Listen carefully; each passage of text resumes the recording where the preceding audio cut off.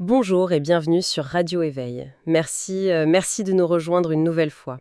Aujourd'hui, on va un peu changer les choses, tout en revenant, on peut dire, aux fondamentaux qui vous plaisent ici sur Radio Éveil. On va replonger dans l'univers de David Goggins, ce qu'on avait déjà abordé, c'est vrai, mais cette fois en croisant sa philosophie avec celle d'une autre figure militaire, tout aussi impressionnante, Jocko Willink. Alors pour nourrir notre discussion, on s'appuie sur leurs livres. D'un côté, Extreme Ownership, la prise de responsabilité extrême, coécrit par Jocko Willink et Leif Babin, et de l'autre, Never Finished, jamais terminé, de David Goggins.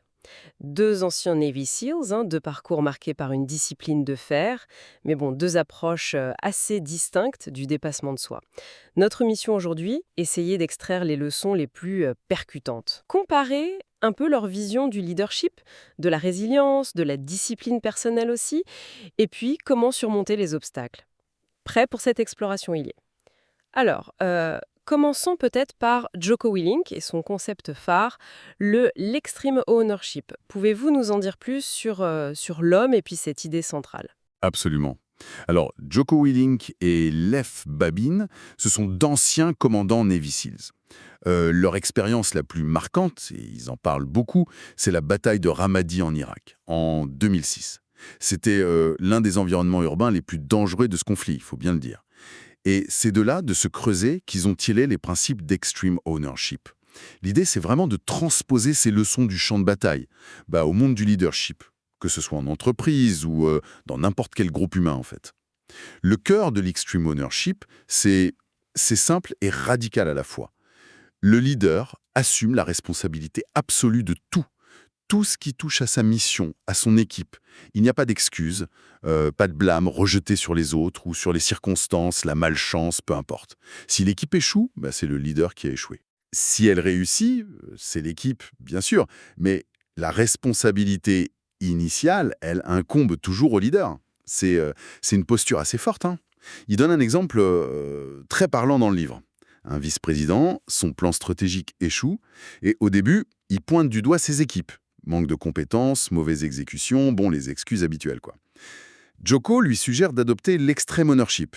Alors, devant le conseil d'administration, le VP assume tout, l'entière responsabilité de l'échec. Et là, la dynamique change complètement. Au lieu d'être critiqué, il gagne le respect du conseil. Juste par son honnêteté, en fait.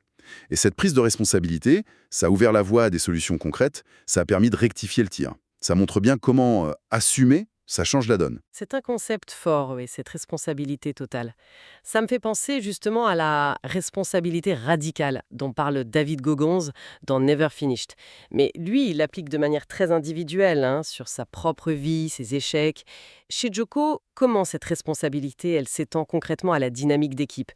Est-ce qu'il n'y a pas un risque que les membres de l'équipe se déresponsabilisent un peu, s'ils savent que le chef prend tout sur lui finalement? C'est une excellente question. Et Jocko répondrait que c'est tout le contraire, en fait. Un leader qui assume pleinement, il crée un environnement de confiance, de sécurité psychologique, on dirait aujourd'hui. Et là, les autres peuvent aussi prendre leurs responsabilités sans avoir peur d'être blâmés injustement. Son principe clé, c'est il n'y a pas de mauvaises équipes, seulement de mauvais leaders. Il illustre ça magnifiquement avec l'histoire des équipages de canots pendant la BUDS, la sélection des SEALs, quoi, l'enfer sur Terre. Il y avait l'équipage numéro 6, constamment dernier, un vrai désastre. Les instructeurs ont alors fait une expérience. Ils ont échangé le leader de l'équipage 6 avec celui du meilleur équipage, le numéro 2. Juste les leaders, pas les hommes. Résultat, l'équipage 6, avec son nouveau leader, est devenu le meilleur. Et l'équipage 2, il restait bon, mais il a perdu sa première place. La seule variable qui a changé, c'était le leadership. Donc, un leader qui incarne l'extreme ownership, il inspire, il motive, il élève son équipe. Et c'est là une différence notable avec Goggins. Jocko voit la responsabilité comme le levier du succès collectif. Goggins, lui, l'utilise pour la transformation individuelle, face à ses propres démons. Et pour rendre ça plus opérationnel, Willink et Babin, ils déclinent sans ce qu'ils appellent les lois du combat, adaptées au leadership bien sûr. Prenez Cover and Move, couvrir et manœuvrer. Sur le terrain, une unité progresse, une autre la couvre, jamais seule. En entreprise, ça veut dire quoi? Briser les silos. Les équipes, les départements doivent se soutenir. Fini le «c'est pas mon problème». Il raconte une mission où un manque de coordination entre deux équipes de snipers a failli mal tourner. Et à l'inverse, l'exemple d'un directeur de prod qui, en arrêtant de blâmer une filiale et en adoptant une posture de soutien cover and move, a vu les perfs s'améliorer drastiquement. Ce cover and move, ça met vraiment l'accent sur l'interdépendance. C'est vrai que là où l'approche de Goggins se semble parfois prôner une forme d'autosuffisance mentale presque extrême, c'est intéressant de voir ces deux facettes issues du même milieu finalement. Exactement. Une autre loi, c'est la simplicité. Simple. Les plans doivent être clairs, concis, faciles à comprendre. Pour tout le monde. La complexité, c'est l'ennemi de l'exécution, surtout sous pression. Que ce soit un plan de patrouille trop compliqué à Ramadi qui sème la confusion, ou alors un système de bonus en entreprise si tordu que personne ne comprend comment l'atteindre. Le résultat est le même. Échec ou sous-performance. Ensuite, il y a prioriser et exécuter. Prioritize and execute. Dans le chaos, quand on est submergé de problèmes, le rôle du leader, c'est de prendre un petit temps de recul, d'identifier la tâche la plus critique pour réussir la mission et de concentrer l'équipe là-dessus. L'exemple militaire, c'est une équipe SEAL pris sous le feu, un blessé, suspicion d'IED. La priorité absolue, c'est l'évacuation sécurisée du blessé. Tout le reste passe après. Et enfin, le commandement décentralisé, Decentralized Command. C'est crucial. Aucun leader ne peut tout voir, tout contrôler. C'est impossible. Donc, il faut faire confiance aux leaders subalternes, leur donner l'autonomie de prendre des décisions sur le terrain, tout en s'assurant bien sûr qu'ils comprennent bien l'objectif général, l'intention du commandant, le fameux « pourquoi ». Ça libère le leader principal pour qu'il puisse garder une vision stratégique. Et pour que ça marche, les équipes doivent rester à taille humaine. Idéalement, 6 à 10 personnes max sous un leader direct. Tout ça, ça implique une confiance et une communication énorme, c'est sûr, surtout avec ce commandement décentralisé. Comment Joko s'assure que tout le monde reste aligné, engagé, tapé? On sait que Goggins, lui, parle beaucoup de son dialogue intérieur, de se parler à soi-même, c'est très interne. Joko, lui, insiste sur la communication vers l'extérieur, c'est ça. Tout à fait. La communication est absolument centrale chez lui. D'abord, il y a la nécessité de la croyance. Believe. Le leader doit non seulement croire lui-même en la mission, mais il doit être capable d'expliquer le pourquoi, de manière convaincante, à son équipe. Si les gens ne comprennent pas le sens de ce qu'on leur demande, leur engagement sera minimal, forcément. Joko raconte comment il a dû expliquer à ses SEALs, qui étaient sceptiques au début, pourquoi c'était crucial de travailler avec les soldats irakiens, malgré les difficultés. C'était vital pour la stratégie globale à Ramadi. En entreprise, c'est pareil. Une CEO qui lance un nouveau plan de rémunération, elle doit expliquer le pourquoi pour obtenir l'adhésion. Sinon, ça ne marchera pas. Et cette communication, elle doit être bidirectionnelle.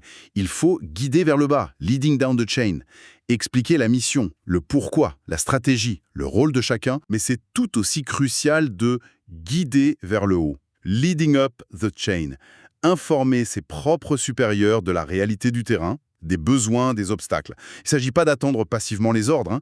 Il faut fournir l'info nécessaire pour que les décisions stratégiques soient pertinentes et pour obtenir le soutien dont on a besoin.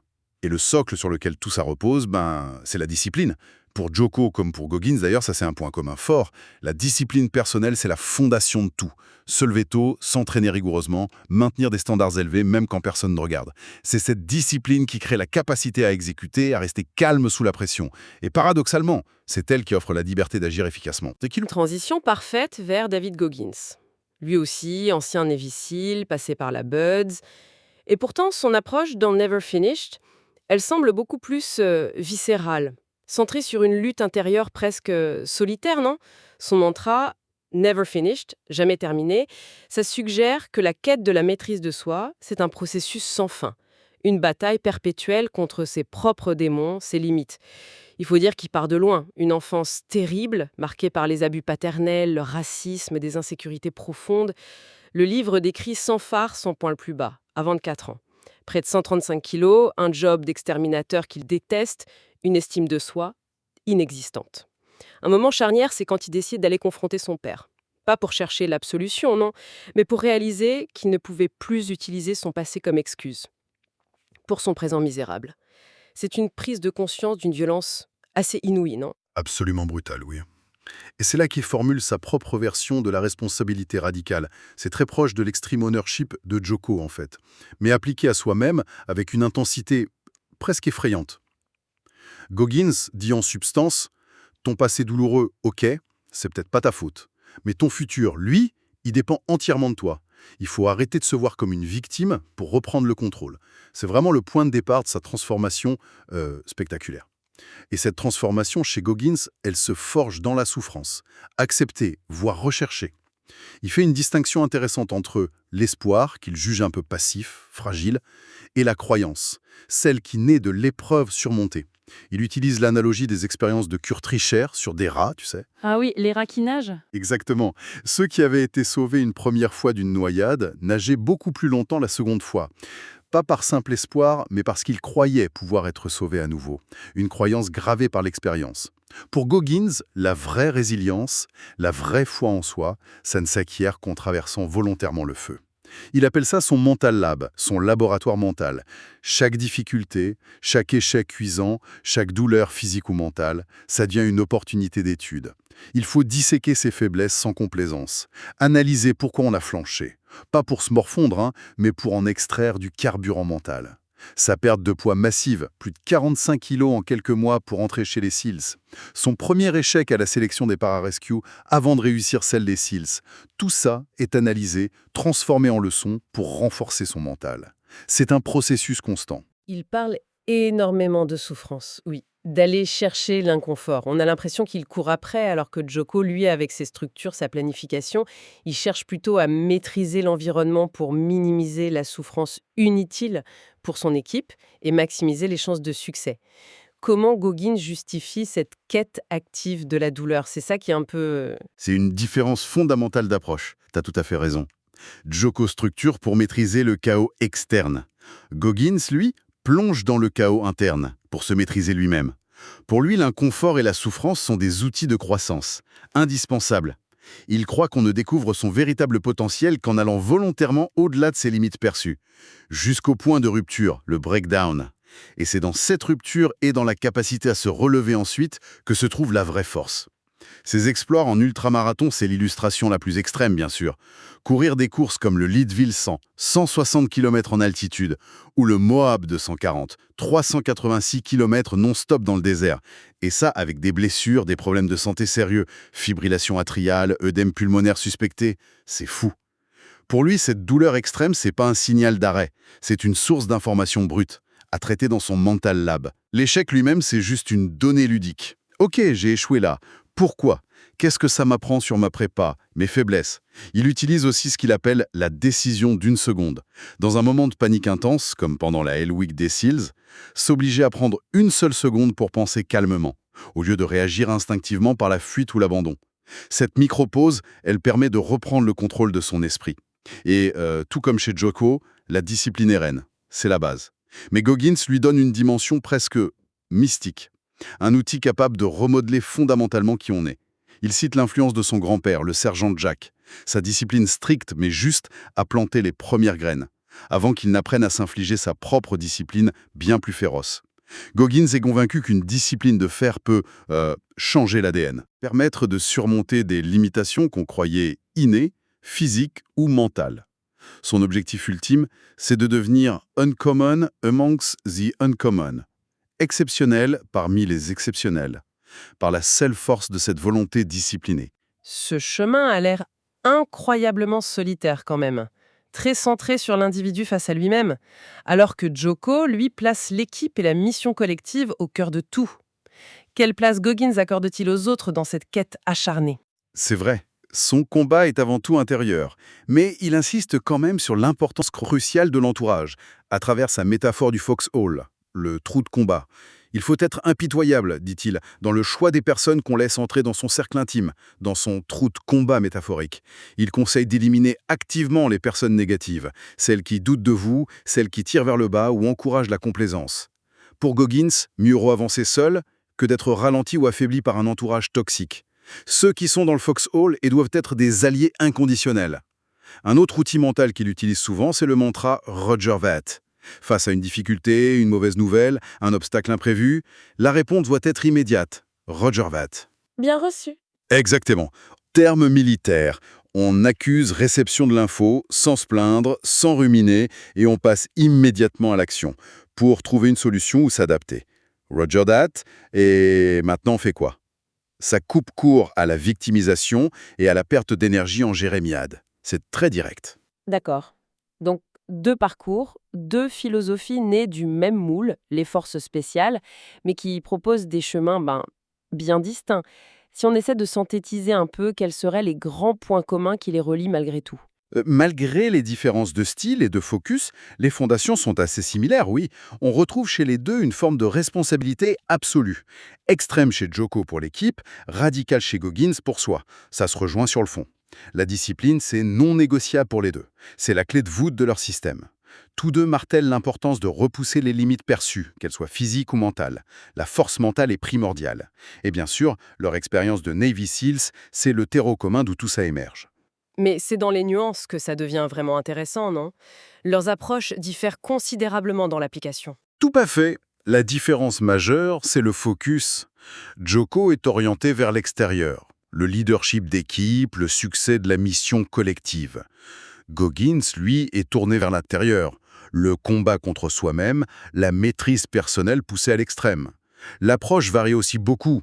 Joko propose des principes clairs, une structure, des processus, une communication méthodique. C'est très organisé. Goggins, lui, semble embrasser les chaos. Chercher la vérité dans la souffrance brute, à travers un dialogue intérieur intense, une mentalité sauvage, comme il dit. Enfin, l'objectif ultime n'est pas tout à fait le même. Joko vise la victoire de l'équipe, la réussite de la mission.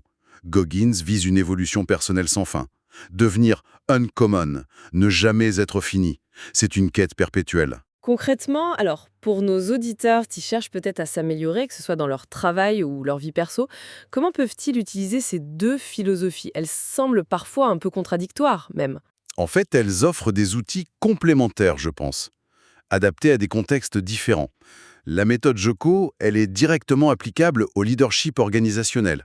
Gestion de projet, management d'équipe, améliorer la collaboration interservice. Ces principes sont très pragmatiques pour le monde pro. La philosophie de Goggins, elle trouve un écho puissant chez ceux qui font face à des défis personnels monumentaux, ceux qui cherchent à forger une résilience hors norme face à un trauma, une adversité extrême, ou qui visent des performances individuelles, notamment d'endurance, qui sortent vraiment de l'ordinaire. On peut puiser dans l'une ou l'autre, ou même combiner certains aspects, selon la situation, selon ses propres besoins. Excellent. Et pour rendre ça encore plus concret, est-ce qu'on pourrait distiller quelques actions ou réflexes quasi quotidiens inspirés par chacun d'eux, des petits trucs applicables? Oui, bien sûr. Du côté de Joko Willink, on pourrait retenir par exemple pratiquer l'extreme ownership au quotidien. Quand un truc ne va pas, même un petit détail, se demander d'abord, OK, quelle est ma part de responsabilité là-dedans, avant de chercher des coupables ailleurs. Simplifier à l'extrême, dans ses emails, ses instructions, ses présentations, viser la clarté, la concision maximale. Est-ce que tout le monde peut comprendre facilement? C'est la question clé. Prioriser sans cesse. Face à une liste de tâches qui déborde, identifier la chose la plus importante à faire maintenant. Et s'y attaquer. Le reste attendra. Donner de l'autonomie, commandement décentralisé. Faire confiance aux membres de son équipe, ou même à soi-même dans différents domaines de sa vie. Déléguer quand c'est possible, en s'assurant que le pourquoi est bien clair. Penser cover and move. Offrir activement son aide à un collègue d'un autre service. Ou même dans sa vie perso, chercher à soutenir, plutôt qu'à critiquer. Jouer collectif. Et du côté de David Goggins, quelques pistes peut-être plus intérieures. Activer son mental lab. Face à un échec, une critique, une douleur, ne pas juste subir. Analyser froidement. Qu'est-ce que ça m'apprend? Comment je peux utiliser ça pour devenir plus fort? Utiliser la décision d'une seconde. Quand la panique ou l'envie d'abandonner monte, s'accorder juste une seconde. Respirer, penser rationnellement avant de réagir. Juste une seconde. Carburer au négatif. Utiliser les doutes des autres, ses propres peurs, ses échecs passés. Pas comme des freins, mais comme une source de motivation supplémentaire. Le fameux « ah oui, regardez-moi bien ». S'imposer une discipline volontaire. Choisir délibérément de faire quelque chose de difficile chaque jour. Se lever plus tôt, faire un entraînement exigeant, aborder une tâche qu'on redoute, pour renforcer sa volonté, petit à petit. Auditer son foxhole. Évaluer honnêtement si son entourage proche nous tire vers le haut ou vers le bas. Et agir en conséquence. C'est dur, mais parfois nécessaire. Intégrez le Roger Dat. Face à un imprévu désagréable, accusez réception mentalement, ok, c'est comme ça. Et pivotez immédiatement vers l'action, la solution, sans perdre de temps à se plaindre. C'est très éclairant, merci. On a vraiment d'un côté Joko qui nous offre la structure, les principes pour mener les autres, pour gagner en équipe, et de l'autre Goggins qui nous montre une voie plus brute, presque spirituelle dans son intensité, pour se conquérir soi-même face aux pires difficultés. Et ça soulève une question fascinante pour conclure. Et si le véritable potentiel se trouvait justement à l'intersection des deux? Comment l'intégration de la planification rigoureuse et du leadership collaboratif de Joko avec la force mentale indomptable et la capacité à embrasser l'inconfort de Goggins, comment ça pourrait créer une synergie inédite, propulsant à la fois l'individu et l'équipe vers des sommets encore inexplorés. Voilà, une petite piste de réflexion à méditer. Pour finir, peut-être une citation de chacun qui vous a particulièrement marqué. Oui, volontiers. Pour Joko Willink, une qui résume parfaitement sa philosophie de l'action et de la responsabilité, c'est « La discipline égale la liberté ». Ça peut sembler paradoxal, mais il démontre que c'est la structure, l'autodiscipline, la préparation qui donnent réellement les options et la capacité d'agir efficacement quand l'imprévu survient. La discipline, ce n'est pas une prison. Au contraire, c'est la clé qui ouvre les portes de la liberté d'action. C'est très juste. Et pour David Goggins, celle qui incarne le mieux sa quête sans fin, son refus de la complaisance, c'est sans doute sa feuille et règle. Ne t'arrête pas quand tu es fatigué, arrête-toi quand tu as terminé. En anglais, don't stop when you're tired, stop when you're done. Elle capture vraiment cette idée qu'il faut constamment repousser les limites qu'on croit avoir et que le travail n'est fini que lorsqu'il est réellement accompli, peu importe la fatigue.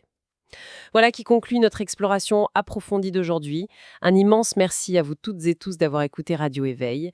Si cette discussion vous a intéressé, si elle vous a apporté quelque chose, eh bien n'hésitez pas à soutenir la chaîne. C'est très simple. Abonnez-vous si ce n'est pas déjà fait.